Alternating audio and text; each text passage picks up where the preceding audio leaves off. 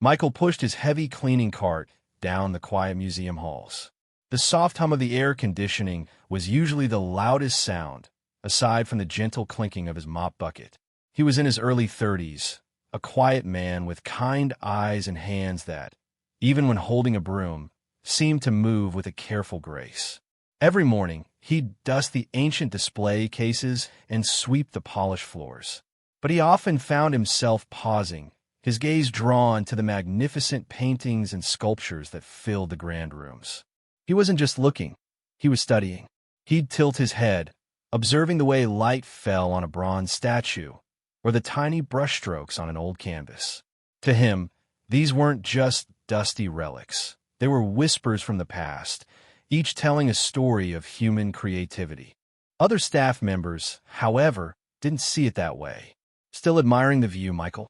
Mr. Henderson, a security guard with a perpetually raised eyebrow, would often chuckle, nudging his younger colleague. Don't let those old masters distract you from your scrubbing. A group of younger interns, busy with their clipboards and hushed conversations, would sometimes glance at Michael and giggle. They'd whisper things like he just wants to get out of work, or he probably thinks staring at art makes him smart. Michael would pretend not to hear, a small sigh escaping him as he moved on. He knew what they thought. Just a janitor, a simple man with a simple job. They couldn't know the silent world of beauty he carried within him, a world that made his daily tasks feel like a privilege, even if it meant being misunderstood. What the others didn't know was that Michael's careful observations weren't just idle curiosity. At home, tucked away in his small apartment, he had a secret workspace.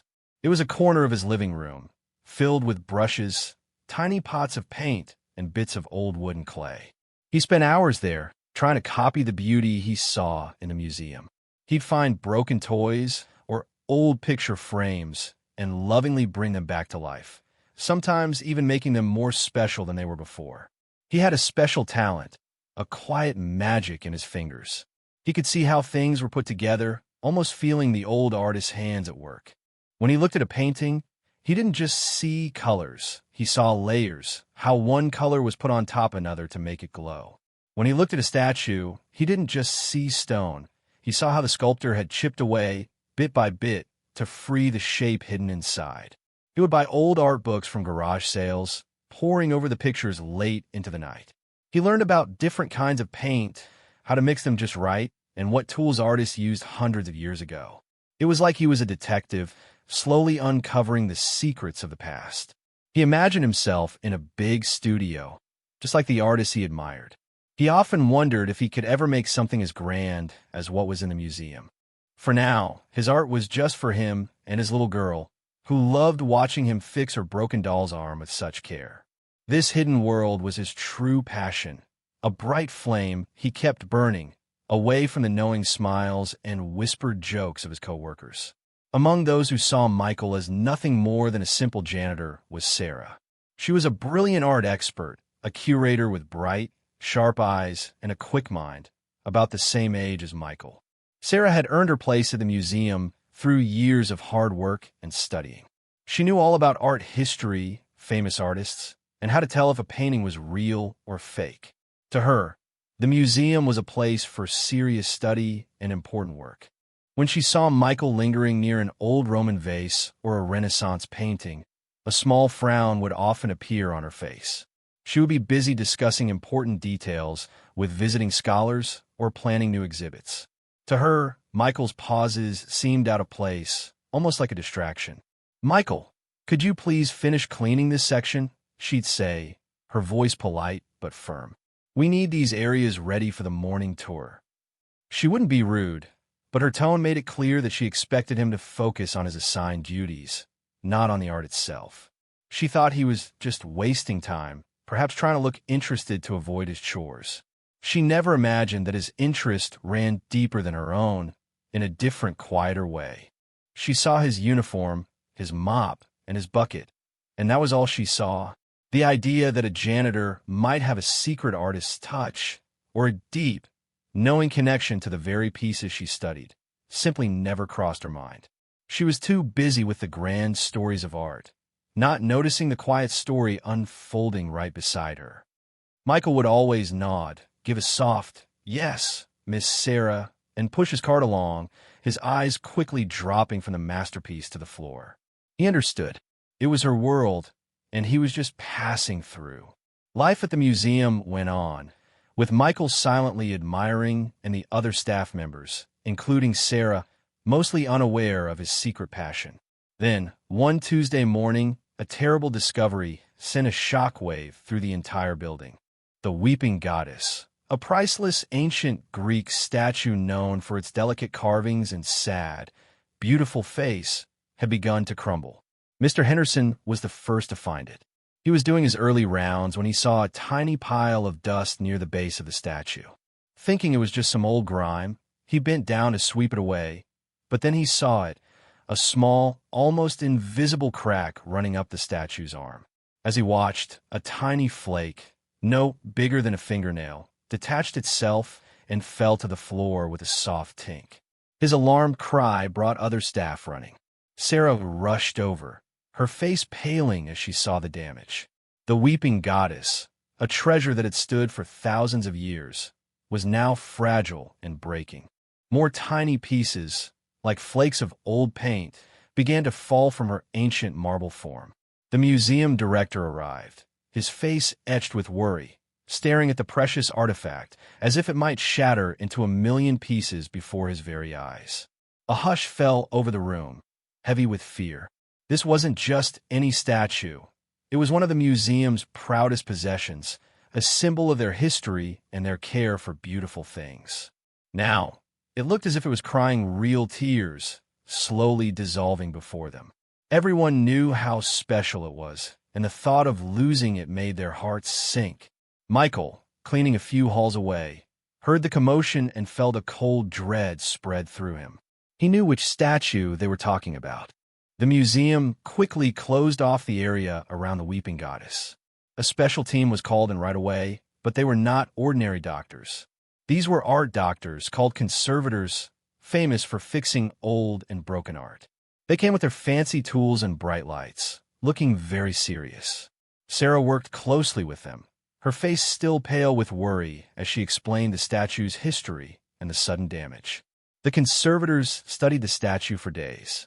They took pictures, used tiny cameras to look inside the cracks, and talked in hushed, worried tones.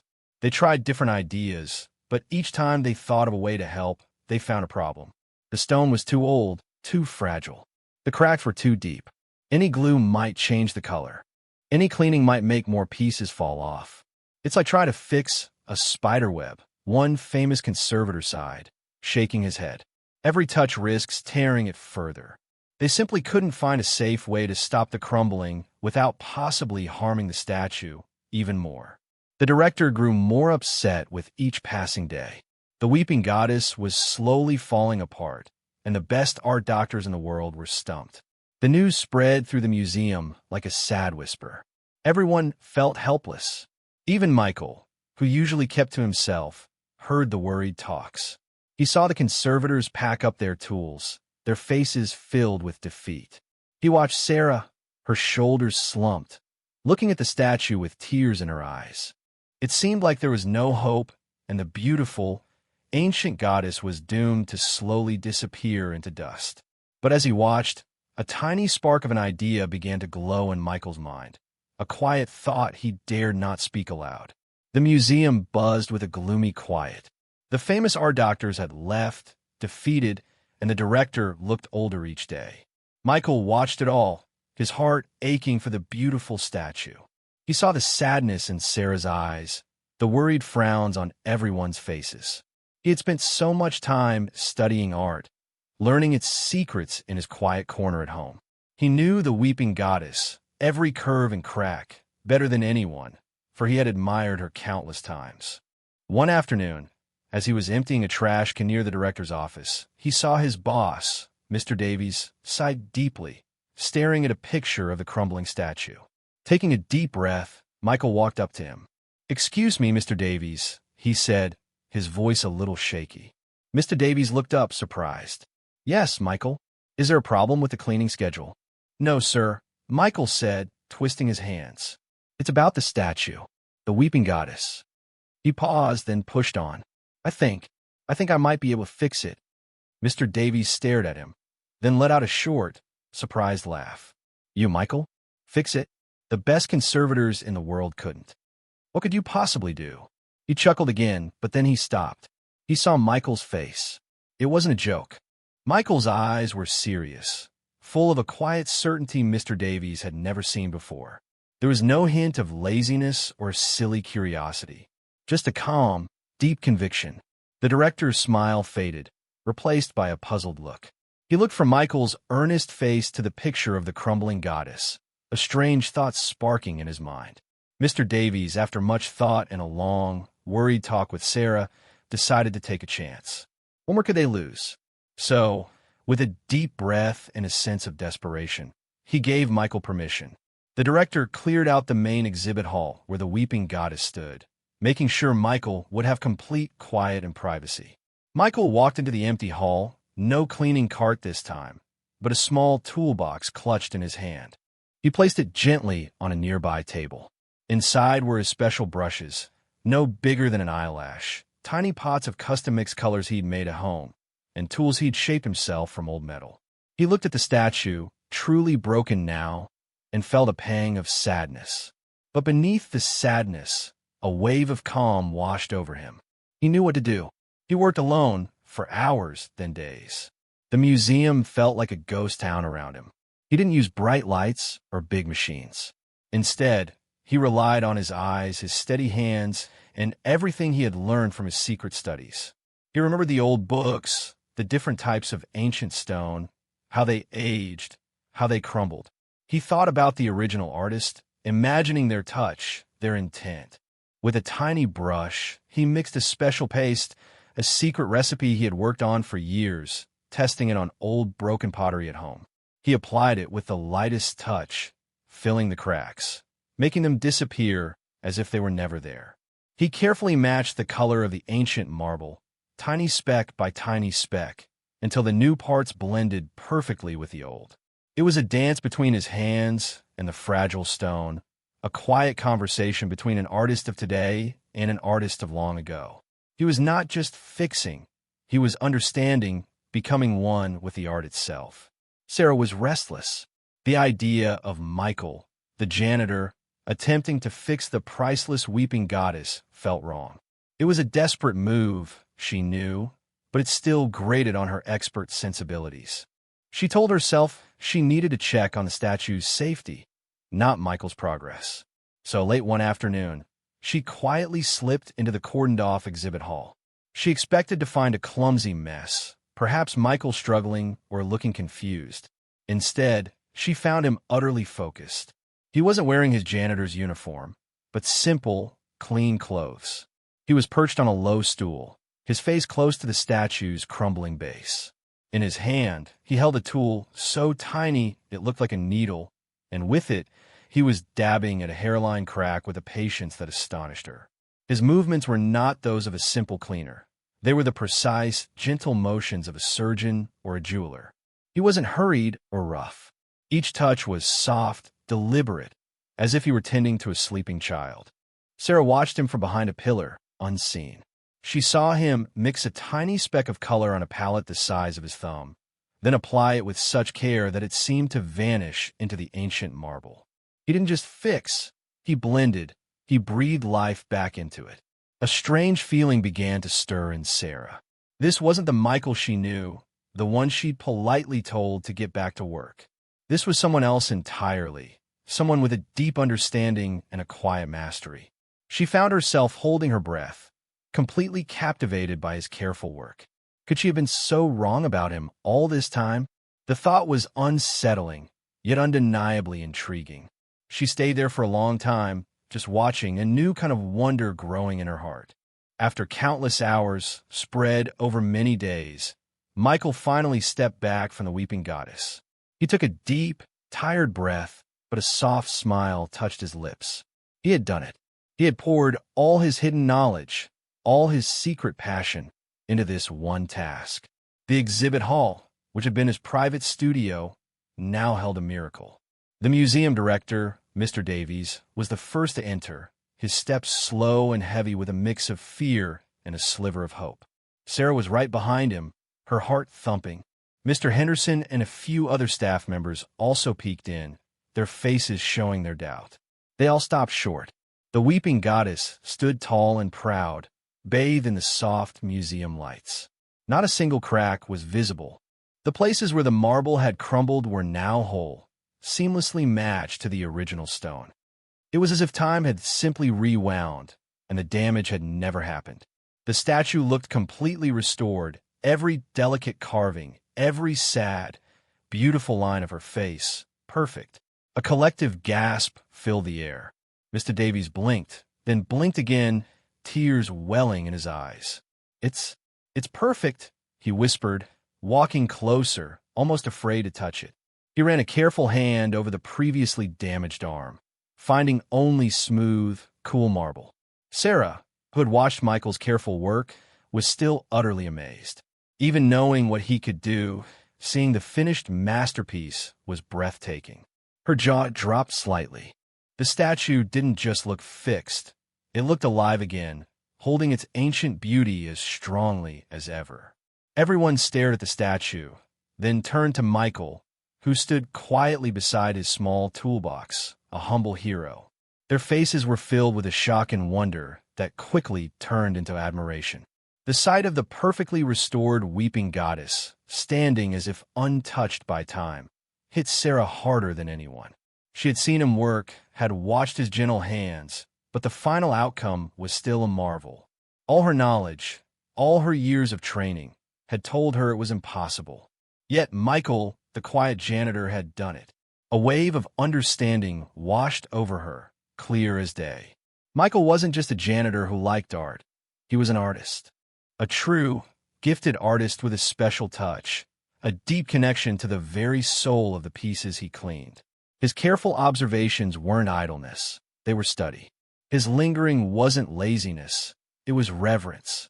He saw things, felt things that the trained experts had missed. A blush spread across Sarah's cheeks as she remembered all the time she had brushed him off, told him to get back to his duties. She had judged him by his uniform, by his job title, and had completely missed the brilliant spirit hidden beneath. She felt a heavy pang of regret, a deep sense of shame for her quick judgments. She, the art expert, had been blind to the real artistry right under her nose. She looked at Michael, who stood there humbly, not boasting, just watching the reactions of others. His eyes, usually downcast when she was around, now held a quiet pride. In that moment, Sarah saw him not as a worker, but as an equal, perhaps even a master. Her heart swelled with a mix of awe and a keen desire to make amends. She knew she had to tell him how sorry she was, and how truly brilliant she now realized he was. As the initial shock and applause faded, Sarah found herself walking towards Michael. Her heart still beat fast, but now it was with a different feeling, a mix of awe and a little bit of fear. She had to say something. She couldn't let another moment pass without telling him how truly sorry she was. "Michael," she began, her voice softer than he'd ever heard it. He turned, his eyes wide with a hint of surprise. "Your work, it's incredible, truly magnificent." He mumbled a shy, "Thank you, Miss Sarah." She shook her head, a small, sad smile on her face. "No, Michael, please. It's Sarah, and I need to tell you something. I was wrong about you. So wrong." Her gaze met his, and for the first time, she truly saw him, not the uniform, but the man beneath. "I saw you as just the janitor. I dismissed your interest in the art as idleness, or simply curiosity. I even told you to get back to work." A deep blush colored her cheeks. "I am so incredibly sorry for my judgments. You are not just a janitor. You are a true artist with a gift I've never seen before." Michael's eyes, usually so guarded, softened. A warmth spread through them, and Sarah saw it clearly now, the deep, burning passion for art that he had kept hidden for so long. It was a fire that made his kind eyes glow. He didn't say much, just a quiet, "It's all right, Sarah," but his look told her he understood. He appreciated her apology, and more than that, he appreciated that someone finally saw him for who he truly was. In that shared moment, A new connection sparked between them, built on respect and a shared love for the timeless beauty they both cherished. Michael's secret was out, and it spread through the museum faster than any whisper. The janitor, the quiet man everyone had chuckled at, was a hero. The staff members who had mocked him now looked at him with wide eyes and open mouths. Mr. Henderson, the security guard, slapped Michael on the back with a booming laugh. "Never would have guessed, Michael. You've got magic hands." The young interns who used to giggle now asked him questions, their faces full of genuine interest. The museum director, Mr. Davies, made a special announcement. He stood proudly beside Michael, telling everyone how Michael had saved their precious weeping goddess. He spoke of Michael's dedication and his amazing skill. "Michael," he said, his voice full of respect, "this museum needs your talent. We can't have you just cleaning floors anymore." And so, Michael was offered a new job, a very special job. He became an assistant conservator, working closely with the art pieces he loved so much. His workspace was no longer a hidden corner of his apartment, but a real studio right there in the museum, filled with proper tools and materials. He would help care for the old art, making sure it stayed beautiful for everyone to see. Sarah often visited his studio. She no longer saw him as a janitor, but as a colleague, a fellow art lover, and a true genius. They would talk for hours about art, sharing ideas and knowledge. She learned from him, just as he had learned from silently watching the masters. Michael, the janitor, had found his true place, not just in the museum, but in the world of art, shining brightly for all to see.